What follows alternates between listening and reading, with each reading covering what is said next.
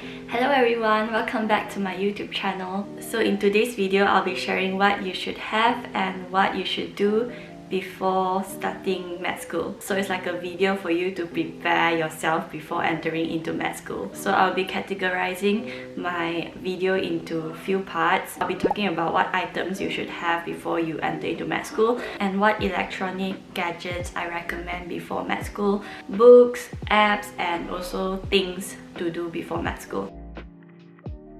So starting off with item, you need to have a few things beforehand for your clinical sessions in med school.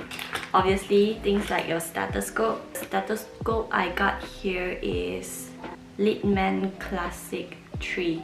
There's a lot of different kind of stethoscope available online because like now it's MCO and all lockdown kind of stuff. If you really want to see a real stethoscope before you buy them, you can go to a shop in KL where they sell a lot of medical stuff and medical textbook, medical things and stethoscopes. The name of the shop is called Kama. You can go there and have a look if you want. Otherwise, if you don't mind, you can just get it from Shopee or Lazada. I got mine from Kamal and I've been using this for more than 3 years already. If you prefer something else, you can still look that up online. Like there's a lot of different kind of stethoscope out there.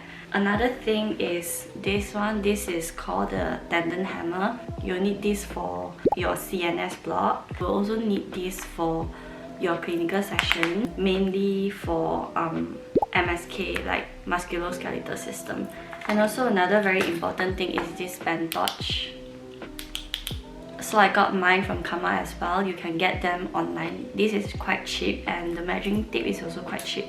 The most expensive stuff is the stethoscope. I got mine like 300 ringgit. And all this stuff is quite cheap, it's not that expensive. Another thing is for clinical session, because you have to measure the heart rate and you have to measure the breath. We call that vital signs.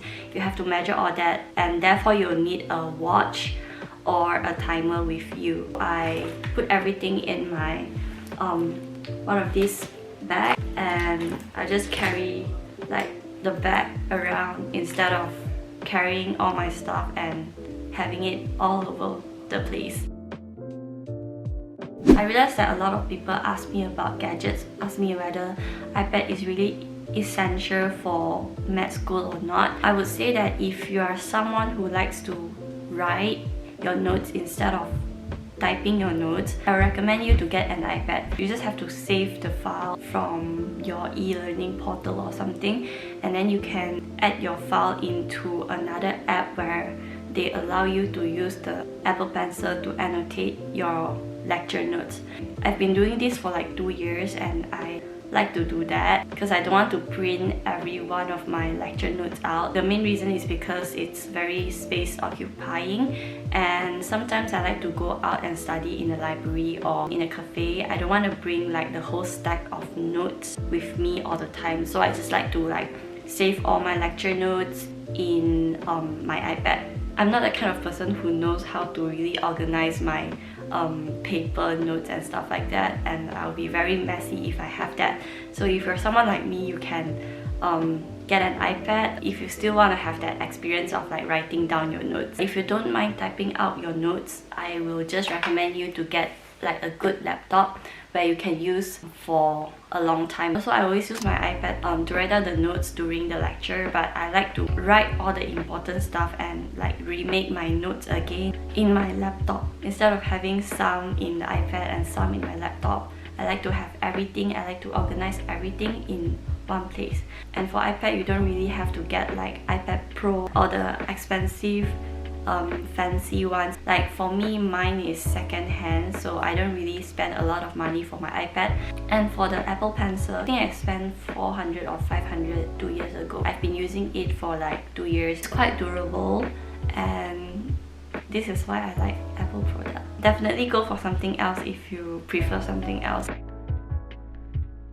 So the next thing I want to talk about is books. In medical school, we have clinical phase and pre-clinical phase. In my university, pre-clinical phase is the first 2.5 years of med school. Clinical phase is another 2.5 years of med school. And the textbook that I use in pre-clinical phase and clinical phase are quite different. So in pre-clinical phase, I mainly use books like Robin's Basic Pathology and Clinical Oriented Anatomy for anatomy, and Guyton and Hall for physiology.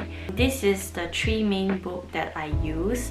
Otherwise, I just study from my lecture notes. If you want to focus on exam, just focus on what is on the lecture notes. But if you want to know extra stuff, you can consider getting this textbook. I don't usually read a lot of textbook because the lecture notes itself is already quite a lot of things for me to remember. The textbook is just something that I use for reference. Let's say that if I see something on my lecture note and I want to know more about that topic, and then I will go to the textbook and refer from the textbook, and sometimes this will help me remember things more easily. Another book that I really like is Kelly and O'Connor Examination Medicine.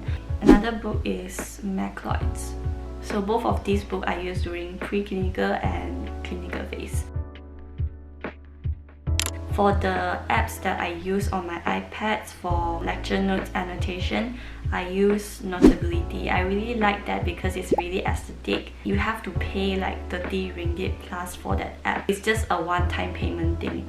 But if you prefer something that is free, you can go for things like Evernote or Microsoft OneNote. Another thing that I use for memorization and spaced repetition is Anki. I really like Anki a lot, and it helps me a lot in med school. I only started using Anki when I go to clinical phase, and it really helps me a lot. I also use apps like Geekymedic, Medscape, MBoss, and UpToDate. Some uni subscribe to different website and different apps, so depends on your uni. Try to go to your e-library or something to see what you have on there and try to use that and take advantage of that. So some of you guys always ask me what you should do before med school, like what to study. Should I pre-study or pre-read before med school? I would say that the most important thing for you to do before med school is to learn how to learn, to really find a way to study productively. Because once you get into med school, it'll be hectic. You'll have a lot of things to learn. Even after I got into med school, the thing that I need to learn for a day, I couldn't cover it within a day. The reason why I couldn't do that is because I don't really have a good study method. So for you guys, if you guys want to know more about evidence-based study method, you can read this book. It's called Make It Stick. If you don't want to read a book, they still have like a lot of like the summary version of this book on YouTube. It's very famous. The other book that I think that is quite worth reading is How to Take Smart Notes. This book teach you how to organize your idea and organize your notes by using the Zettel-Kasten method. If you can study productively, it means that you have like extra time. Once you have extra time, you can use that extra time to do things that you like, to take care of your own mental health. Things like maybe you want to exercise, because health is really important. Health should always be your #1 priority. Or you have more time to cook better food for yourself. So that's why studying productively is quite important, especially if you have to learn a lot of stuff in med school. So I think that is all for today's video. I hope this video helps. I just want to wish all of you guys who is going to go into med school all the best in your medical school journey. I hope that you enjoy your moment in med school, and if you have any questions for me, you can always leave a comment down below, or you can leave a message for me on Instagram. Thank you for watching, and I'll see you guys in the next video.